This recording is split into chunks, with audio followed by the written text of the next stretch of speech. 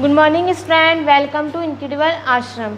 आज हम आपसे बीएससी सेकेंड ईयर में इलेक्ट्रॉनिक्स का नेक्स्ट लेक्चर डिस्कस करने वाले हैं, फुल वेव रेक्टिफायर, पूर्ण तरंग दृष्टिकारी। इससे पहले हमने हाफ वेव रेक्टिफायर में उसकी सारी कंडीशंस देख ली, उसका रिपल फैक्टर, उसकी इफिशिएंसी, उसकी पीक वैल्यू, उसके लिए वोल्टेज रेगुलेशन एंड उसकी आईआरएमएस और आईडीसी की वैल्यू। अब इसमें हम पूर्ण तरंग दृष्टिकारी में भी क्या करेंगे, सबसे पहले इसकी वर्किंग देखेंगे, साथ ही साथ इसमें कितने डायोड का यूज़ किया जाता है और आपको आउटपुट वेवफॉर्म कैसे मिलती है। फिर उसके बाद हम देखेंगे उसके लिए वही आईडीसी, आईआरएमएस, वोल्टेज रेगुलेशन, उसके लिए रिपल फैक्टर और इफिशिएंसी। तो सबसे पहले हम देखते हैं आपके पास फुल वेव रेक्टिफायर का सर्किट डायग्राम कैसा होता है। तो इसमें ध्यान रखना, फुल वेव रेक्टिफायर में आपको मिनिमम 2 डायोड मिलेंगे और मैक्सिमम 4 डायोड मिलेंगे। तो यहाँ पर हम बात कर रहे हैं सिर्फ 2 डायोड के लिए, जिससे हम बोलते हैं centre tapped full wave rectifier, और जिसमें 4 डायोड होते हैं वो आपके पास होता है ब्रिज रेक्टिफायर। अब इसमें हम देखते हैं सबसे पहले सर्किट डायग्राम में आपके पास क्या है, यहाँ पर एक एसी इनपुट है, उसको हमने क्या किया है, ट्रांसफार्मर की प्राथमिक और द्वितीय कुंडली से उसको कनेक्ट किया है। द्वितीय कुंडली में हमने क्या क्या ऐड किया है, एक D1 डायोड लिया है और एक D2 डायोड लिया है, साथ में हमने एक लोड रेजिस्टेंस, लोड प्रतिरोध RL लिया है। ये क्यों लिया है, ताकि आपको क्या मिल सके, यहाँ पर डीसी आउटपुट वेवफॉर्म मिल सके।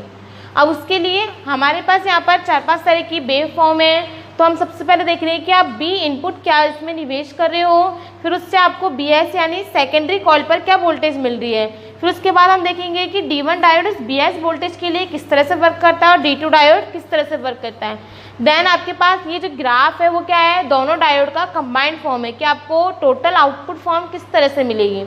तो सबसे पहले हम देखेंगे इसकी वर्किंग। तो जैसा कि आपने अगर यहाँ पर क्या किया है, बी इनपुट यानी निवेश किया है, तो आपको पता है BS यानी सेकेंडरी कॉइल पर जो भी वोल्टेज है उसमें पोलरिटी क्या होगी, उसकी एक टर्मिनल तो इसका पॉजिटिव होगा, दूसरा टर्मिनल क्या होगा, नेगेटिव होगा। अब आपको ये देखना है कि इसमें से D1 डायोड ऑन रहेगा या D2 डायोड ऑन रहेगा। तो यहाँ पर देखो P किससे जुड़ा हुआ है, पॉजिटिव से, और N किससे जुड़ा हुआ है, नेगेटिव से। तो हमें पता है current positive to negative flow होती है, तो यहाँ पर करंट की डायरेक्शन आपके पास ये हो जाएगी I1। तो यहाँ पर देखो जब करंट फ्लो होगी D1 डायोड में से, क्या कह सकते हो आप, D1 डायोड तो क्या रहेगा, ऑन फॉरवर्ड वाइज, और D2 डायोड क्या रहेगा, ऑफ रिवर्स वाइज। यहाँ पर देखो रिवर्स वाइज और यहाँ पर diode forward wise. Reverse wise का मतलब क्या होता है कि इसमें रेजिस्टेंस आपके पास क्या होगा, हाई रेजिस्टेंस होगा, रेजिस्टेंस हाई होगा। रेजिस्टेंस हाई होने का मतलब क्या है कि इसमें से कोई भी करंट फ्लो नहीं होगी। जैसा कि हम यहाँ पर बात करते हैं, जब आपके पास D1 डायोड में से करंट I1 फ्लो हो रही है, तो आपको पता है इस I1 के 2 पाथ यहाँ पर कंसिडर होंगे, एक आपके पास लोड रेजिस्टेंस वाला और एक आपके पास D2 डायोड वाला। लेकिन हमें पता है करंट D2 डायोड में से फ्लो नहीं होगी। क्यों? क्योंकि जैसे ही करंट अगर I1 यहाँ पर जाएगी तो क्या होगा, D2 डायोड रिवर्स वाइज है, रिवर्स वाइज होने का मतलब क्या है, इसमें रेजिस्टेंस क्या होगा, हाई होगा। रेजिस्टेंस हाई होने का मतलब क्या है, इसमें से कोई भी करंट को पास आउट नहीं होने देगा, ये करंट को रोक लेगा। तो करंट के लिए कौन सा पाथ सुटेबल रहेगा, लोड रेजिस्टेंस RL वाला। तो यहाँ पर हम देखेंगे आपके पास लोड रेजिस्टेंस RL पर आपको क्या मिलेगी, I1 करंट मिलेगी। तो यहाँ पर आप आउटपुट निकालोगे तो क्या निकालोगे, V01 इक्वल I1 मल्टीप्लाई में RL। इसको यहाँ पर लिख लो, V01 इक्वल I1 मल्टीप्लाई में RL। यहाँ पर V01 आपको क्या रिप्रेजेंट कर रहा है कि आपके पास D1 डायोड के कारण क्या है, आउटपुट वोल्टेज। साथ में आपको क्या करना, RL से मल्टीप्लाई, क्योंकि जो भी आउटपुट मिलेगा वो आपको RL पर मिलेगा। तो ये आपके पास फर्स्ट डायोड के कारण क्या हो जाएगा, आउटपुट वोल्टेज। अब इस कंडीशन में आपको क्या मिल रहा है, D1 के कारण मिल रहा है, D2 के कारण कोई भी आउटपुट नहीं मिल रहा है। तो I1 तो आपके पास फ्लो होगी और I2 क्या होगी, इसमें 0 होगी। तो यहाँ पर क्या लिखोगे, D1 डायोड के कारण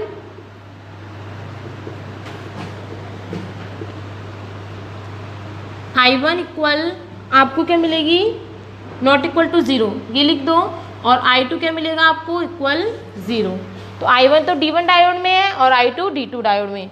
तो यहाँ पर आपके पास एक डायोड के कारण करंट मिल रही है, तो आपको आउटपुट वेवफॉर्म भी किसके कारण मिलेगी, सिर्फ एक डायोड के कारण।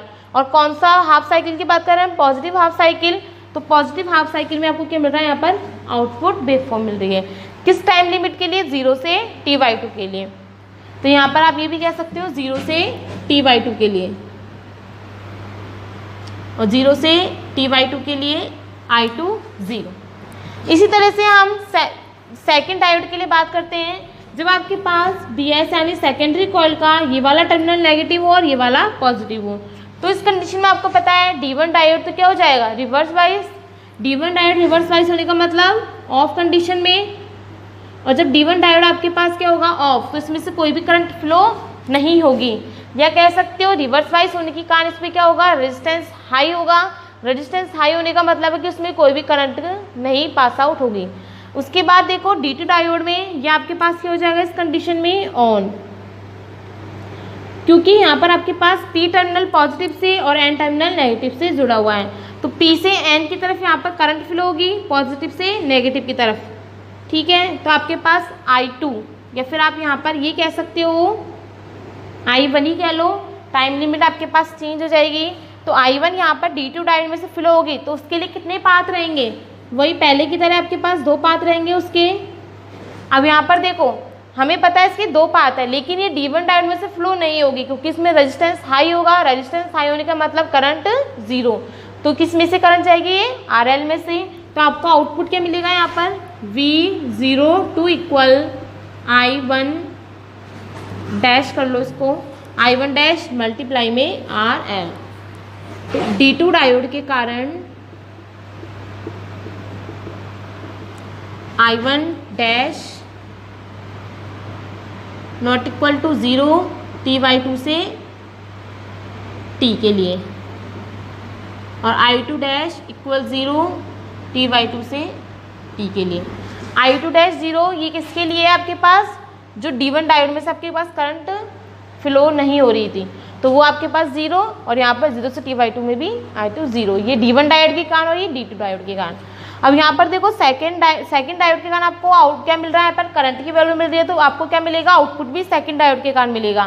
तो यहाँ पर देखो ये आपके पास नेगेटिव टर्मिनल और ये आपके पास पॉजिटिव टर्मिनल, तो सेकंड डायोड के कारण आपको ये वाला आउटपुट मिलेगा। लेकिन ध्यान रखना यहाँ आपके पास वेव फॉर्म नेगेटिव साइकिल के लिए है और यहाँ वेव फॉर्म बना रहे हैं पॉजिटिव के लिए। क्यों, क्योंकि आपको पता है यहाँ पर आपको जो भी आउटपुट मिल रहा है DC में मिल रहा है, और DC हमेशा क्या होती है, वन डायरेक्शन में, एक दिशा में फ्लो होती है। एक दिशा में फ्लो होने के कारण हम इसे क्या नहीं बनाते, नेगेटिव साइकिल में इसका ग्राफ नहीं बनाते हैं, सिर्फ किस में बनाना है, पॉजिटिव साइकिल के लिए। तो आपके पास जो भी नेगेटिव साइकिल का ग्राफ होगा वो किस में बनेगा, पॉजिटिव में। तो D2 का डायोड ग्राफ आपको क्या मिलेगा, T/2 से T में ऊपर की तरफ। तो ये आपके पास क्या हो गया, D1 और D2 दोनों डायोड के कारण जो आपको आउटपुट वेव फॉर्म मिल रही है उसका रिप्रेजेंटेशन हमने यहाँ पर एक कंबाइंड फॉर्म में किया है। वो आपके पास है V0 इक्वल D1 डायोड के कारण, फिर D2 के कारण, फिर D1 के कारण। तो इस तरह से आपको अल्टरनेट फॉर्म में क्या मिलेगा, दोनों डायोड के कारण वेव फॉर्म मिलेगी। तो यहाँ पर हम इसके लिए क्या निकालेंगे, वही उसकी IDC की वैल्यू, IRMS की वैल्यू। तो सबसे पहले हम बात करते हैं उसके लिए IDC की वैल्यू। तो उसके लिए आप ये देखो IDC की वैल्यू के लिए हमें यहाँ पर देखना है कि करंट आपको कैसे कैसे मिल रही है। तो फर्स्ट यहाँ पे हम बात करते हैं I1।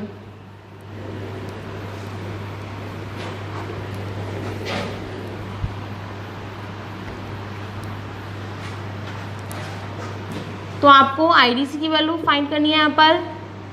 तो उसके लिए सबसे पहले देखो आपके पास फॉर्मूला क्या होगा IDC का, 1/T 0 से T IDT। I की वैल्यू यहाँ आपके पास दोनों डायोड के कारण होगी। तो सबसे पहले यहाँ पर मैं लिख रही हूँ फर्स्ट डायोड के कारण या D1 डायोड के कारण, D1 डायोड के कारण। तो आपके पास I1 क्या होगा, D1 डायोड के कारण। लास्ट हमने हाफ वेव रेक्टिफायर में निकाला था IM sin ओमेगा T। आपके पास देखो करंट की वैल्यू सेम रहेगी क्योंकि आप इनपुट पर जो भी दे रहे हो साइन वेव दे रहे हो, साथ में IM ये आपके पास क्या होता है, करंट का मैक्सिमम एम्पलीट्यूड, और ये किसके इक्वल होता है आपके पास, EM में R प्लस RL। यहाँ पर आपके पास EM क्या होती है, सेकेंडरी कॉइल के कारण जो भी आपके पास मैक्सिमम वोल्टेज की वैल्यू होगी। साथ में आपके पास है R प्लस RL। यहाँ पर R आपके पास क्या होता था, डायोड का फीडबैक रेजिस्टेंस और सेकेंडरी कॉइल का रेजिस्टेंस। तो R इक्वल आपके पास क्या होता था, RF प्लस RS, और RL आपके पास होता है लोड रेजिस्टेंस, लोड प्रतिरोध। इसके बाद मल्टीप्लाई में साइन ओमेगा T। तो ये तो आपके पास हो गया D1 डायोड के कारण जो आपको करंट मिल रही है। उसके बाद हम बात करते हैं D2 डायोड के कारण। तो उसके कारण हमने देखी थी आपको करंट क्या मिल रही थी, I2। आपको करंट भी उसमें क्या मिलेगी, सेम मिलेगी, साइन ओमेगा टी की फॉर्म में मिलेगी, क्योंकि वही वेव फॉर्म सेम है। कुंडली के लिए जो आपके पास वोल्टेज है वो सेम रहेगा, फीडबैक रेजिस्टेंस और कॉइल का रेजिस्टेंस भी सेम रहेगा। चेंज किस में आएगा, उसकी डायरेक्शन में, क्योंकि जैसे कि अभी हमने ग्राफ में देखा था, आपके पास इसका ग्राफ था AC का, इस तरह से था। तो आपने देखा था D1 डायोड के कारण आपको पॉजिटिव के कारण ग्राफ करंट मिल रही थी और D2 डायोड में आपको नेगेटिव के कारण करंट मिल रही थी। तो तब जब वोल्टेज का मान नेगेटिव होता है तब आपको I2 करंट मिल रही थी D2 डायोड में। तो यहाँ पर आपके पास क्या आएगा, साथ में नेगेटिव आएगा। तो यहाँ पर आपके पास वोल्टेज की वैल्यू क्या हो जाएगी उसकी, नेगेटिव। तो क्या लिखोगे उसको, माइनस EM अपॉन में R plus RL sine omega T. तो आपको IDC की वैल्यू निकालनी है। तो IDC की वैल्यू आप क्या करोगे, समीकरण ए में पुट कर दो, वो आपके पास इसकी IDC की वैल्यू हो जाएगी। तो IDC इक्वल 1 अपॉन में T 0 से T/2, 0 से T/2 में आपके पास करंट क्या है, IM sine omega T dt plus T/2 से T में आपके पास करंट क्या है, minus IM sine omega T dt। Integration कर दो इसका, IDC इक्वल 1 अपॉन में T, IM को बाहर निकाल लो, साइन का integration minus cos omega T upon में ओमेगा, लिमिट 0 से T/2। यहाँ पर ऑलरेडी माइनस है, साइन का इंटीग्रेशन करोगे तो माइनस आएगा, तो plus cos omega T upon में ओमेगा T/2 से T इसकी हो जाएगी लिमिट।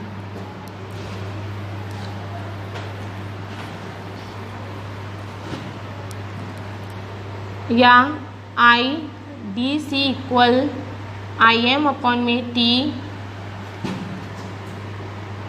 ओमेगा को भी आप बाहर निकाल लो, तो माइनस कॉस ओमेगा की वैल्यू 2 अपॉन में T, 2 अपॉन में T मल्टीप्लाई में T/2। हायर लिमिट हो गई, लोअर लिमिट आपके पास क्या है, 0।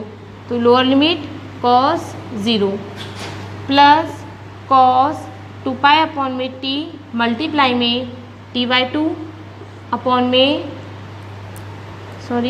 माइनस हायर लिमिट हो गई minus lower limit, minus cos 2 upon में T मल्टीप्लाई में T। तो यहाँ पर T से T कैंसिल, 2 से 2 कैंसिल, T से T, 2 से 2 और T से T। तो क्या आया, IDC इक्वल IM अपॉन में ओमेगा T कॉस। अब इसकी रखेंगे हम सेकंड वाली टर्म की, higher limit minus lower limit. तो हायर लिमिट आपके पास क्या है, T, ओमेगा के साथ में रख दिया हमने, तो 2 अपॉन में T मल्टीप्लाई में T minus lower limit to cos omega T। तो ओमेगा की जगह 2 अपॉन में T, लोअर लिमिट है आपके पास T/2। तो यहाँ पर देखो आपके पास जो टर्म कैंसिल हो रही है उसको कैंसिल कर दो। उसके अलावा कॉस पाई माइनस वैल्यू देता है, साथ में एक ऑलरेडी माइनस है, तो minus minus plus. Second term cos 0 always positive value देगा, कॉस 2 पाई आपको क्या वैल्यू देगा, +1, और कॉस पाई आपको क्या देगा, -1, और साथ में आपके पास ऑलरेडी माइनस, तो +1। तो आपके पास यहाँ पर क्या हो गया, IDC इक्वल IM अपॉन में ओमेगा T, ये आपके पास हो गया 4।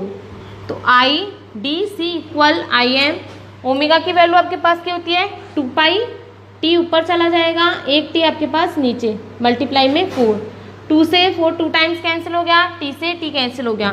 तो IDC आपके पास क्या आ रहा है, 2IM अपॉन में पाई। तो यहाँ आपके पास IDC की वैल्यू आई है 2IM अपॉन में पाई, और आपने हाफ वेव रेक्टिफायर में देखा वहाँ आपको IDC मिलता था IM अपॉन में पाई।